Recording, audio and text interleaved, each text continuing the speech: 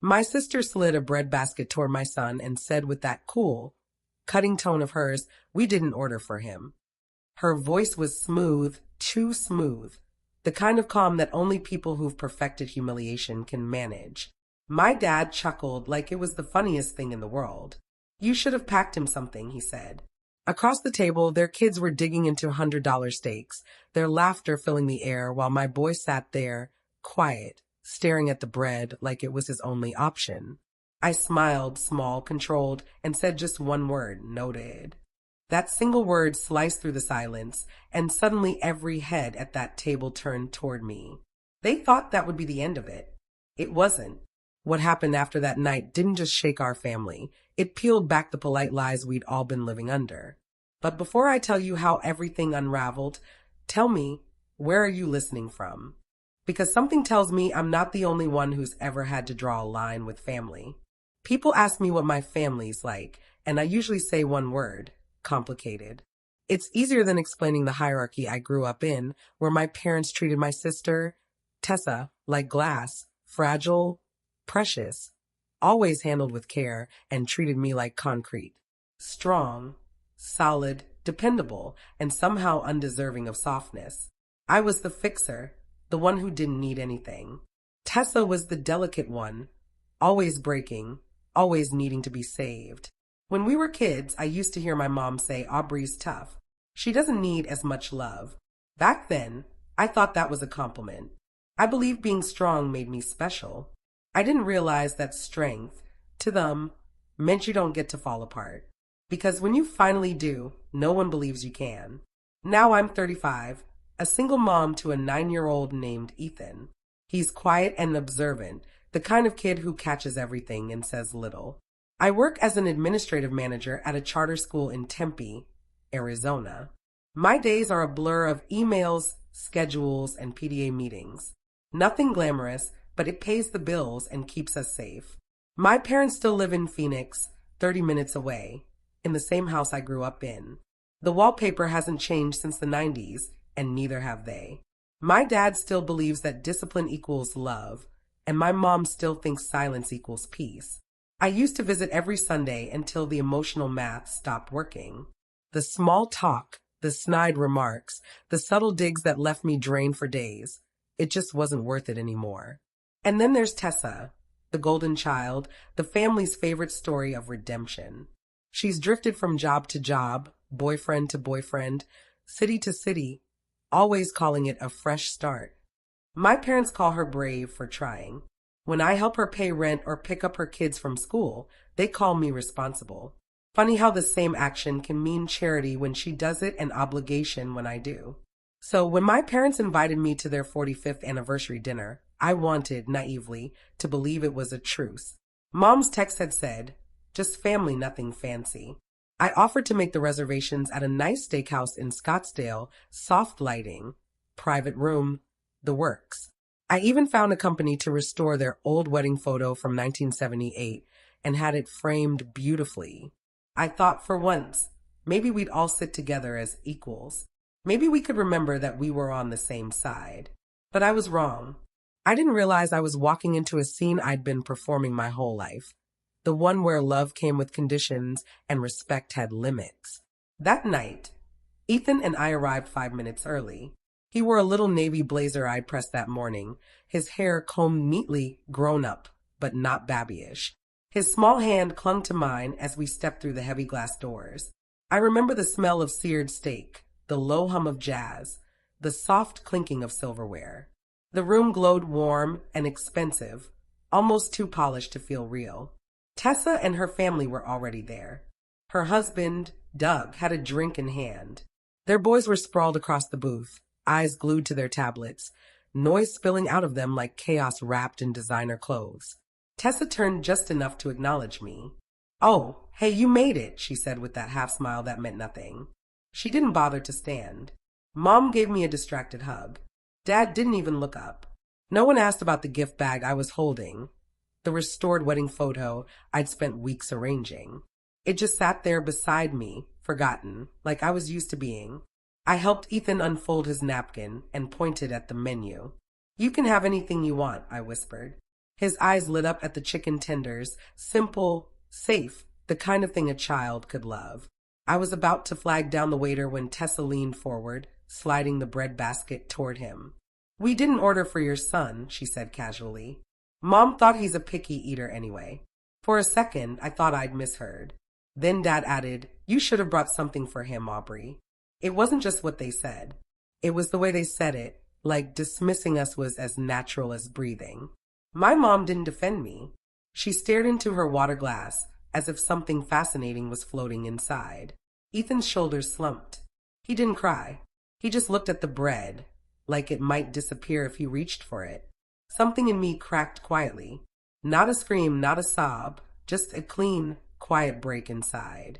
Sitting there, I realized that this table had always been the same, Tessa getting seconds while I cleaned the crumbs.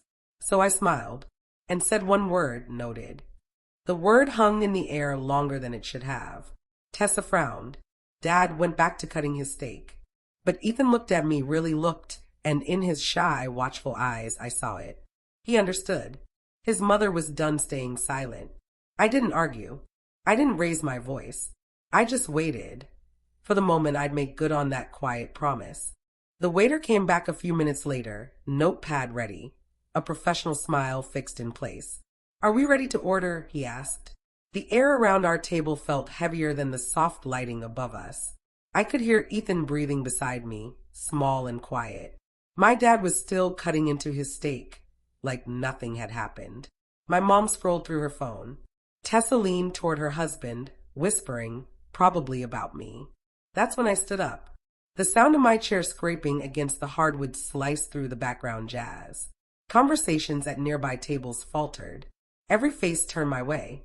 "Actually," I said, keeping my voice even, "cancel any orders that haven't gone to the kitchen yet, and put everything that's already being prepared on my father's tab. It's his anniversary after all." The room went silent. You could have heard a fork drop. The waiter froze mid-step. Tessa's jaw fell open. My dad finally looked up, his fork suspended halfway to his mouth. "And for my son," I continued smoothly, "he'll have the ribeye. Medium rare, with truffle fries and a Coke. Make it quick, please." The waiter blinked, nodded, and hurried away. Ethan looked up at me like he wasn't sure whether to smile.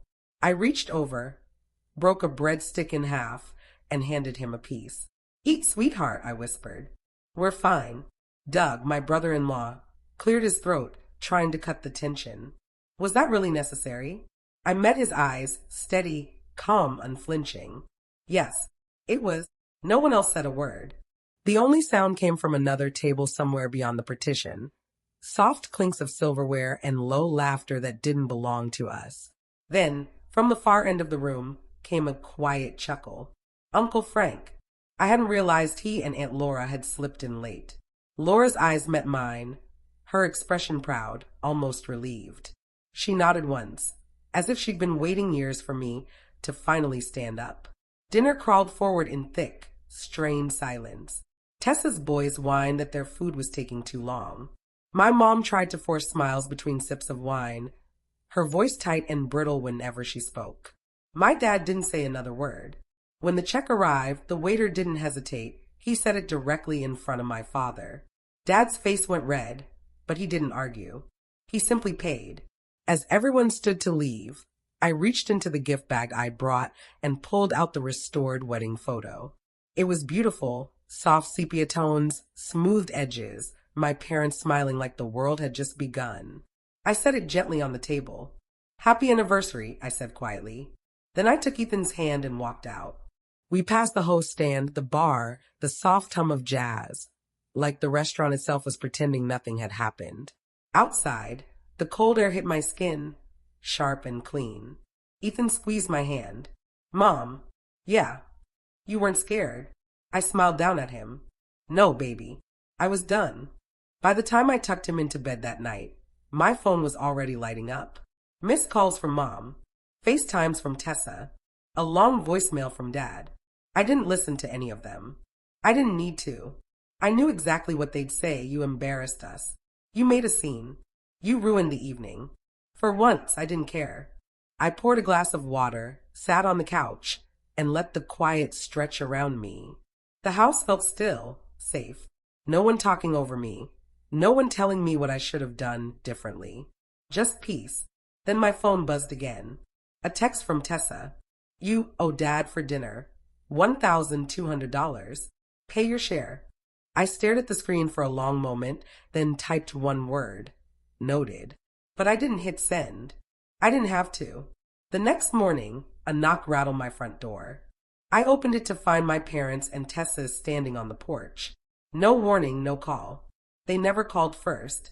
Dad was holding an envelope. Mom's lips were pressed so tightly they turned white. Tessa stood there in oversized sunglasses, even though the sky was overcast. Can we come in? Mom asked, already stepping forward. I didn't answer. I just moved aside. Ethan was on the couch pretending to play his Switch.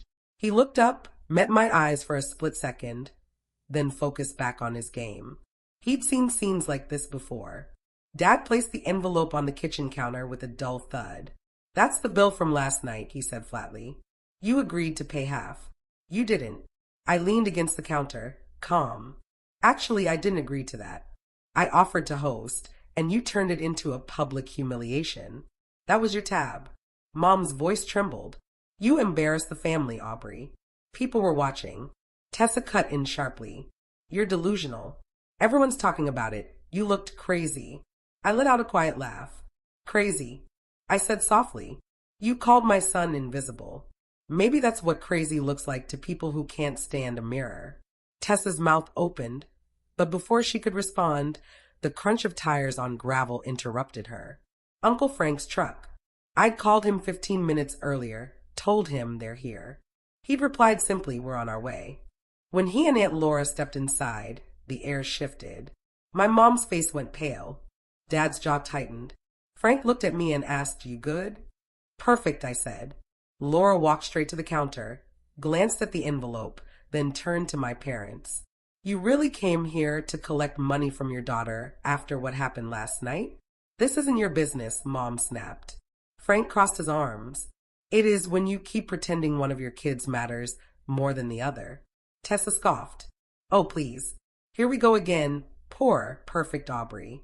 I looked at her, my voice level. You know. Tessa, I covered your rent for almost a year. Paid your electric bills. Bought your kids Christmas presents. You never once said thank you. You just said you'd pay me back soon. Frank slid a small stack of papers across the counter. Photocopies of payments and transfers. I hadn't told him I was saving them, but Laura had urged me months ago to start keeping records. Tessa's face drained of color. You kept records? I keep receipts, I said, for people who forget how much they take. Mom's hand shot up, trembling. Enough. This is private family business. Laura's tone was calm, but her words landed like steel. Then start acting like a family. The room went silent. Even Ethan looked up from the couch. I reached for the envelope on the counter and opened it. Inside was the restaurant invoice, $1, $200. At the bottom, in my father's neat handwriting, pay your share, Aubrey. I pulled $600 in cash from my wallet and set it on top. Here's half, I said. Not out of guilt, out of pettiness. I sleep better knowing you didn't get the whole thing. Dad's face flushed red. You're being disrespectful. No, I said quietly. I'm being done. Then I slid the rest of the documents across the counter. Proof of every payment I'd made to Tessa. Screenshots of messages. Even a note from Ethan's school counselor confirming he was fine after their so-called concern report. Mom's face went pale. Dad clenched his jaw. Tessa's lip trembled. You're pathetic, she hissed. Dragging everyone down because you can't stand not being the favorite. I stepped closer. My voice was soft but sharp. You were always the favorite, Tessa. You just mistook it for love. The room went utterly still. Frank nodded once. That's it. We're done here. I walked to the door, opened it, and waited. It took a few seconds, but eventually they filed out, Dad first, muttering something under his breath, Mom next, her eyes wet, and Tessa last, glaring through tears. When the door closed, I locked it and leaned my forehead against the wood. For a long moment, I just breathed. Then my phone buzzed again. A voicemail from an unknown number. This is the Department of Child Services.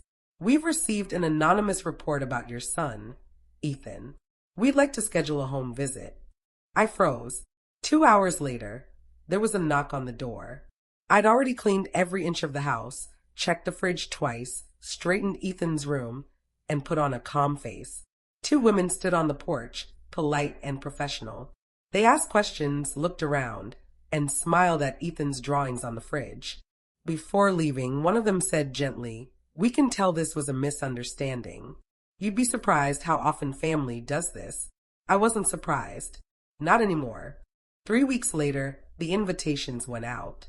I'd been planning something quietly, meticulously. Not revenge. Not exactly. Just balance. For once, I wanted the scales to even out.